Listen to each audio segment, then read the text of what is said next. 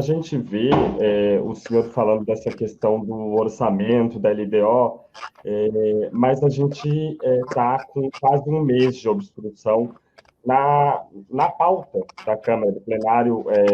Eu queria saber se o senhor teve algum tipo de sinalização nos últimos dias de que essa obstrução vai parar, já que o senhor vem demonstrando uma preocupação com o calendário, mas também vem demonstrando um otimismo de que vai conseguir entregar algumas propostas nesse curto prazo. Olha, não é questão de otimismo, Marcelo, é questão de necessidade.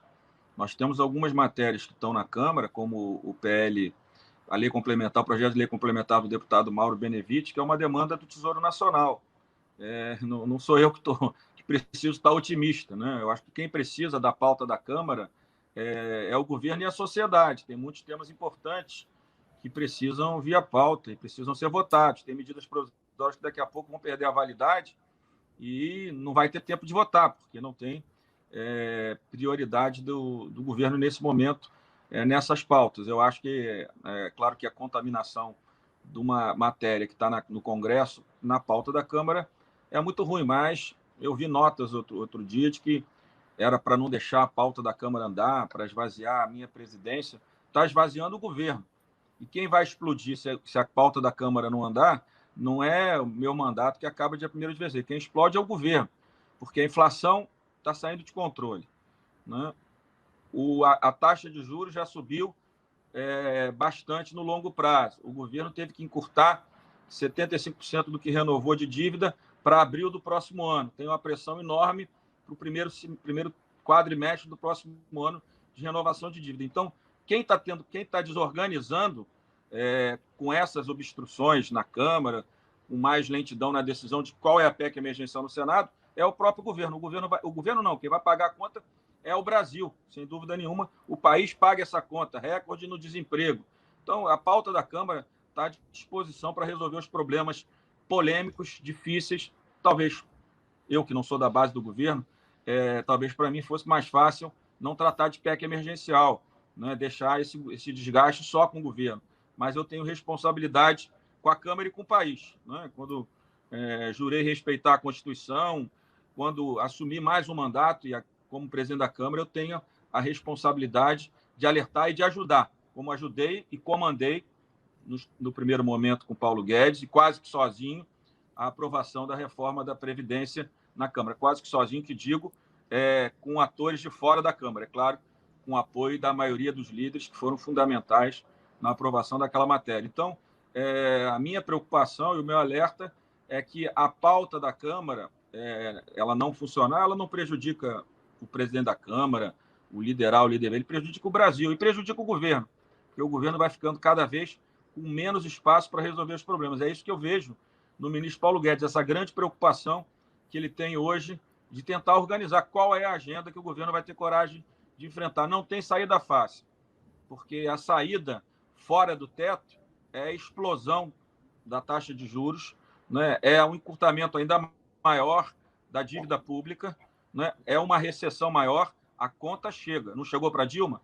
A Dilma aprovou projetos muito populares. Eu sempre lembro aqui do FIES, que saiu de 1 bilhão para 13 bilhões de reais, de 13 para 14. A conta veio em 2015 com uma recessão de 2 anos, 13 e pouco, uma recessão profunda. Então, a conta chega para quem sinaliza que não vai respeitar o equilíbrio fiscal, que não vai respeitar a trajetória da dívida pública, que todo mundo cresceu, então ninguém está cobrando mais a taxa, a dívida pública no patamar que está chegando nesse momento, mas vai se cobrar daqui para frente, por isso a gente fala do déficit primário, a sua trajetória.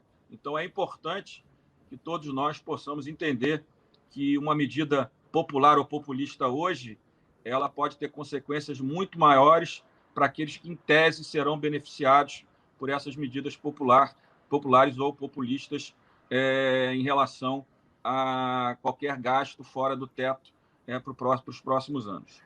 Que é a questão da possibilidade, o senhor chamou de balão de ensaio, de prorrogação do estado de calamidade ou também do auxílio emergencial. Isso tem espaço na pauta que o senhor desenha, que o senhor pretende colocar em votação, ou enquanto o senhor estiver na presidência, isso não será tratado? Não botaram uma notinha dizendo que que estão obstruindo para esvaziar a pauta que eu faço. Então, está resolvido. Nenhum desses dois assuntos será pautado na Câmara até 1º de fevereiro. O governo esqueça isso. Aqueles que sonham com um jeitinho na solução do teto, aproveitem a partir do dia 2 ou 3 de fevereiro com o novo presidente da Câmara, que tenha coragem de ser responsável por uma profunda crise econômica e social nesse país. Não haverá prorrogação da emenda constitucional da guerra, que eu sou o primeiro signatário, e não haverá hipótese nenhuma votação de nenhuma mensagem que chegue prorrogando o estado de calamidade. Isso está resolvido. Eu estou anunciando, já estou desde setembro. Aliás, escrevi um artigo num outro jornal, em setembro, 12 de setembro, falando sobre teto de gastos, mostrando tudo que precisa ser feito, todas as necessidades da questão do teto de gastos. Então, da minha parte, eu tenho feito todos os alertas e tenho me colocado à disposição, me coloquei à disposição do Márcio Bittar, inclusive, para, junto com ele, anunciar o texto dele em relação à regulamentação do teto. Então, não haverá prorrogação do estado de calamidade e não haverá prorrogação da emenda constitucional da guerra. O governo precisa organizar as suas contas. Nós fizemos uma emenda brilhante, pensada pelo Zé Roberto Afonso, pelo Bruno Dantas, pelo ministro Bruno Dantas, pelo ministro Gilmar, que foi a emenda constitucional da guerra. Por quê? Porque nós demos um prazo final para a execução dessas políticas com recursos extraordinários. O erro que cometemos, que não cometemos hoje, cometemos em 2008 e 2009. Fizemos bons projetos, boas políticas para enfrentar aquela crise, que foi profunda, mas foi mais no setor financeiro, mas não colocamos prazo de vencimento. Elas foram aumentando as despesas públicas ao longo dos anos.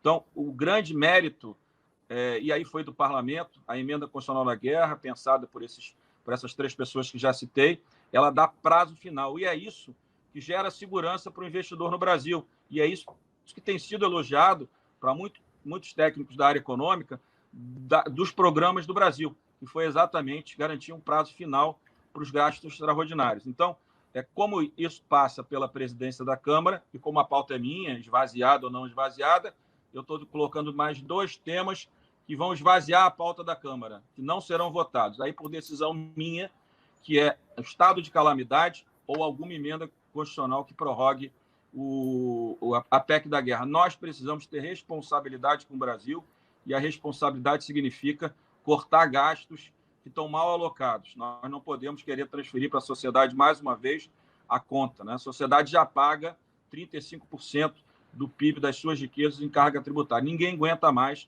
pagar tantos impostos. Então, infelizmente, já tem esse patamar de carga tributária, diferente do Chile e outros países, só tem uma solução: cortar na própria pele, como eu falei outro dia numa reunião com o Paulo Guedes, cortar no músculo. Vai doer, a gente sabe que vai doer, mas essa dor vai ser muito menor que a dor de um gasto fora do teto. A dor fora do teto vai ser uma dor que nós já vimos aí para onde foi a taxa de juros, o desemprego e a recessão no Brasil, no governo Dilma, por gastos desorganizados que foram feitos nos anos anteriores.